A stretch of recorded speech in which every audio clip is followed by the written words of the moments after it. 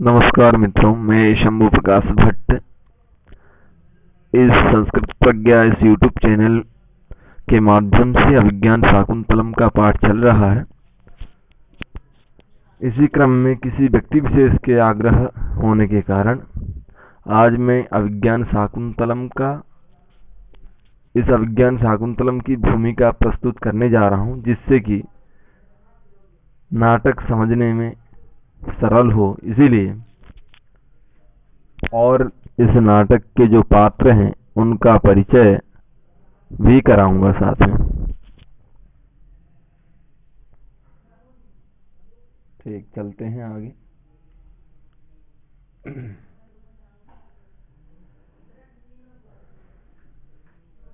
यहाँ सूत्रधार निर्देशक को कहते हैं।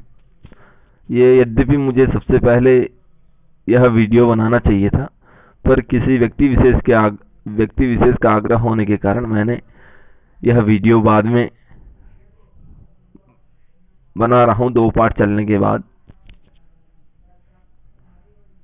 सूत्रधार माने होता है निर्देशक।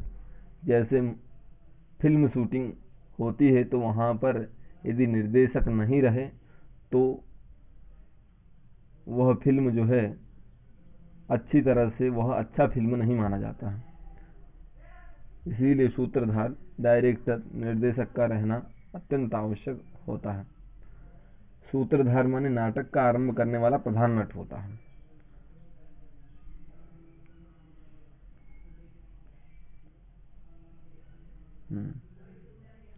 दुष्यंत जो है नाटक के नायक।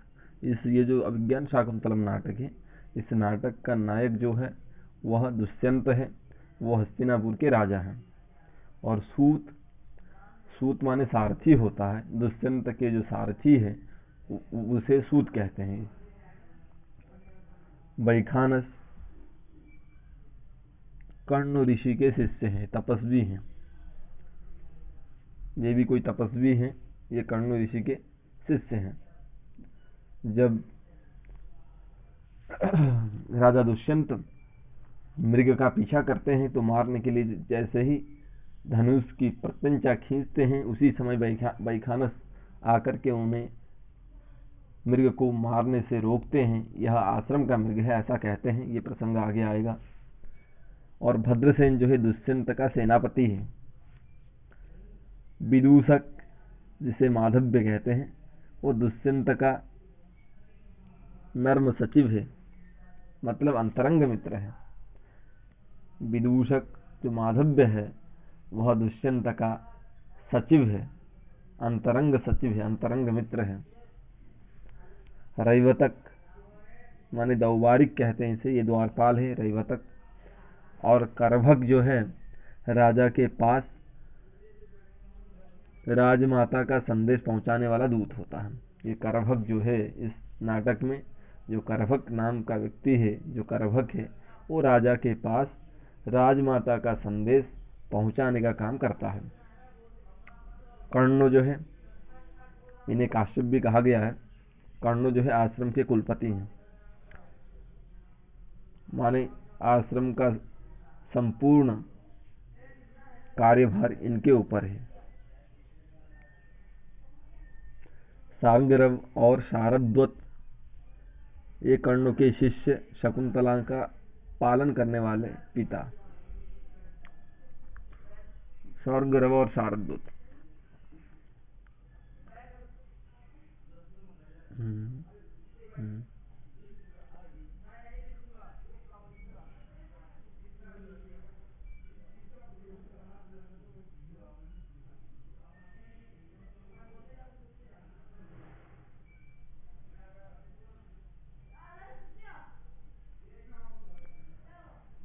ये सांगरव और शारद्वत जो है कर्ण के शिष्य, शकुंतला का पालन करने वाले पिता हैं।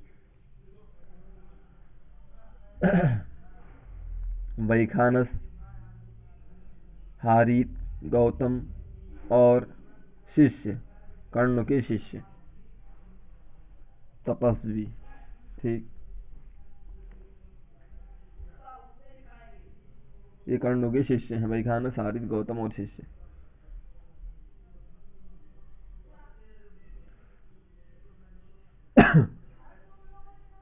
और कंचुकी, ये बैखानस, हारित, गौतम और एक शिष्य नाम से जो कहा जाएगा आगे नाटक में, ये कर्ण के शिष्य हैं। कंचुकी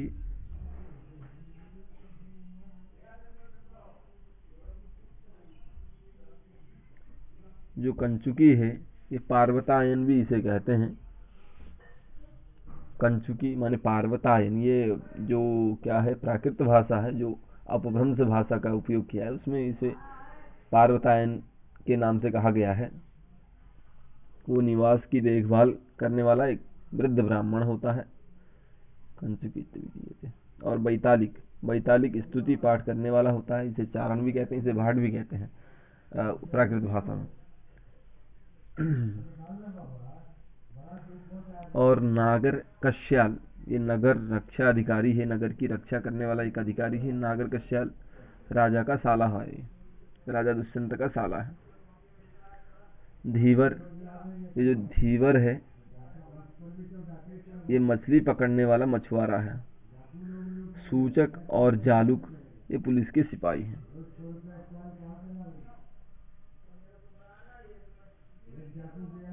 चलते हैं आगे।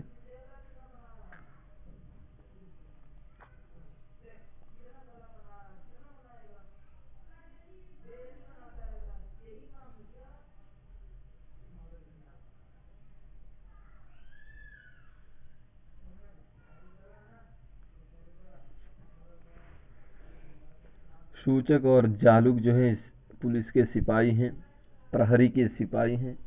इनको प्रहरी भी कहा जाता है, सूचक और जालुक। मातली इंद्र के सारथी हैं। मातली। और बालक भरत दुष्यंत का पुत्र है, इसे सर्वदमन भी कहा जाता है। भरत दुष्यंत का पुत्र। बालक जो भरत है, इसे सर्वदमन कहते हैं, वह दुष्यंत का पुत्र है। मारीच जो है महर्षि कश्यप प्रजापति, और गालब जो है मारीच के शिष्य है। और ये सोमरात दुष्यंत के पुरोहित है। इनको हमें याद करना होगा, ध्यान में रखना होगा। आगे चलते हैं। अब जो है स्त्री पात्र।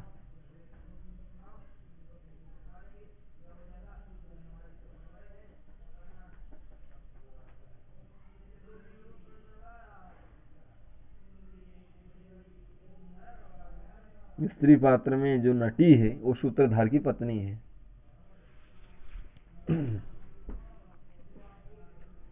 जो सूत्रधार जिसको गीत गाने के लिए निर्देश देता है, और वह नटी जो है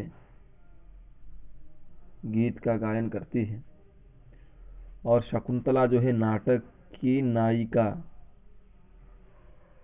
नायिका है। शकुंतला जो है नाटक की नायिका है, दुष्यंत की धर्मपत्नी है, कर्ण ऋषि की पोष्य पुत्री है। कर्ण ऋषि ने उसका पालन, शकुंतला का पालन किया है, इसीलिए कर्ण ऋषि की पोष्य पुत्री है। नाटक की प्रधान नायिका यही है शकुंतला, और प्रधान नायक दुष्यंत।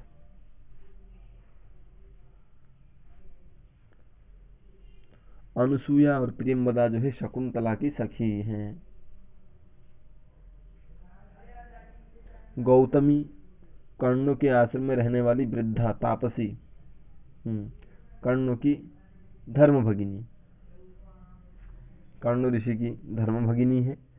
कर्ण के आश्रम में रहने वाली एक वृद्धा है, तपस्विनी है वो गौतमी। प्रतिहारी बेत्रवती, इसे द्वारपालिका कहते हैं। प्रतिहारी एक द्वारपाल होता है, एक द्वारपालिका। दुष्यंत की परिचारिका है। एक ये मिश्रकेशी, एक अप्सरा मेनका की सखी। ये मिश्रकेशी जो है अप्सरा है, मेनका की सखी है।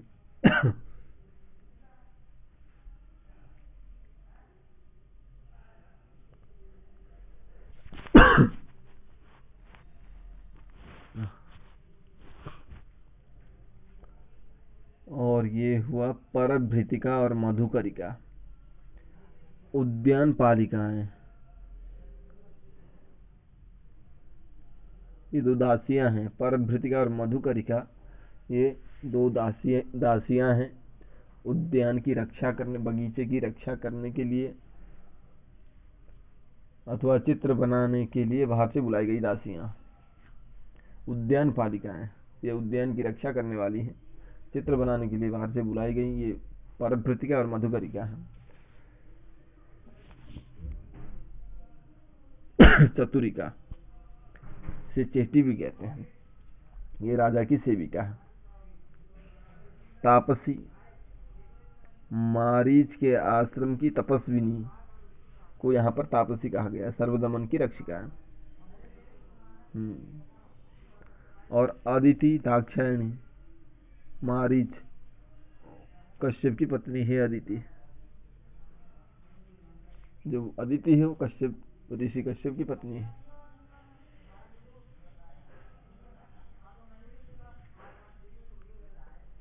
अन्य संकेतित पात्र,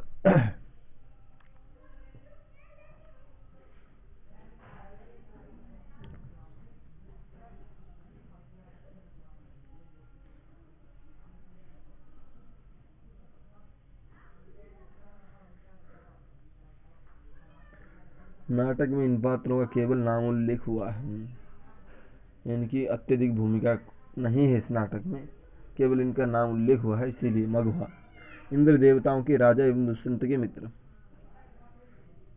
जो मगवा है, जो इंद्र है, वो देवताओं के राजा एवं दुष्यंत के मित्र है, राजा दुष्यंत के मित्र हैं इंद्र। जयंत जो है इंद्र का पुत्र है। इंद्राणी इंद्र की पत्नी का नाम है। कौशिक मान विश्वामित्र शकुंतला के पिता हैं, जनक है। विश्वामित्र की बेटी कौन है, तो ये शकुंतला है। दुर्वासा एक ऋषि है। मेनका शकुंतला की जननी है।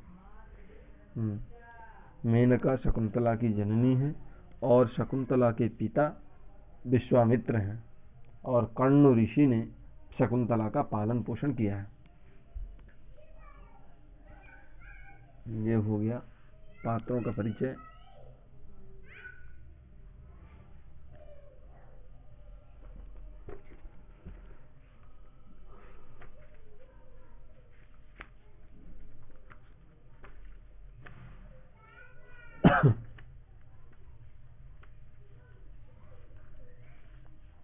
अब जो है नाटक का आरंभ होता है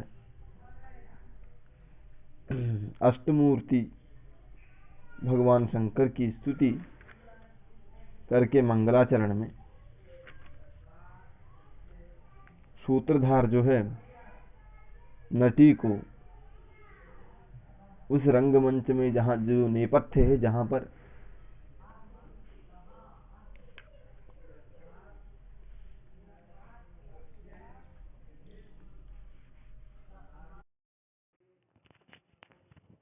सूत्रधार नटी को कहता है, तुम्हारे श्रृंगार रचना वेश इत्यादि समाप्त हो गई हो तो इधर आओ करके। अलमिति विस्तरेण आर्य यदि नेपथ्यम अविधानम अवसितम तदिहागम्यताम करके सूत्रधार कहता है। नटी आती है तो दोनों का संवाद होता है, और जो है सूत्रधार नटी को गीत गाने के लिए कहता है, वह गीत गाती है।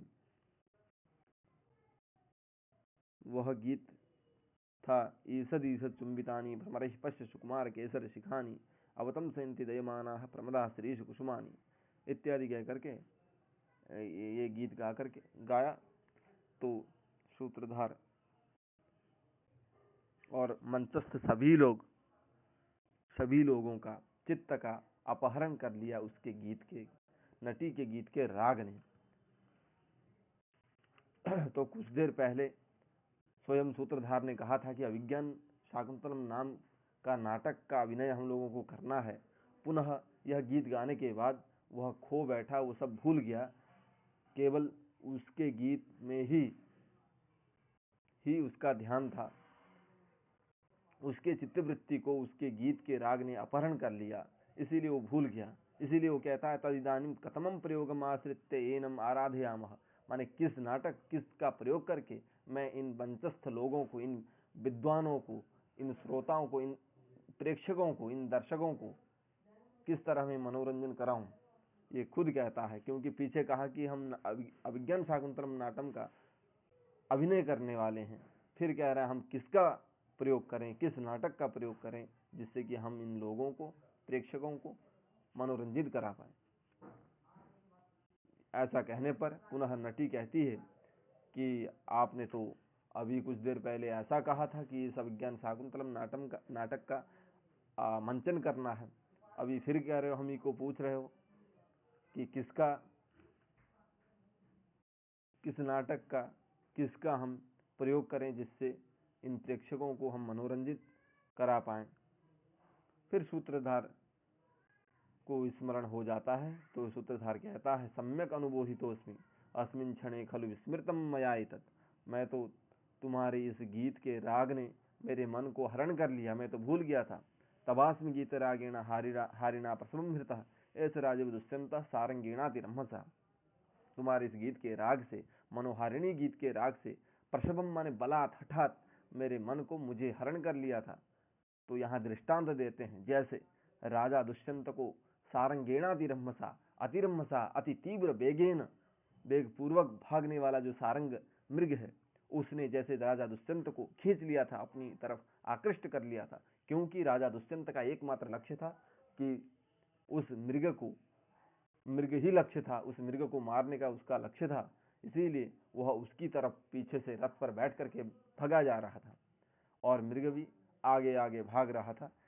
वही जो मृग जो है आकृष्ट कर रहा था।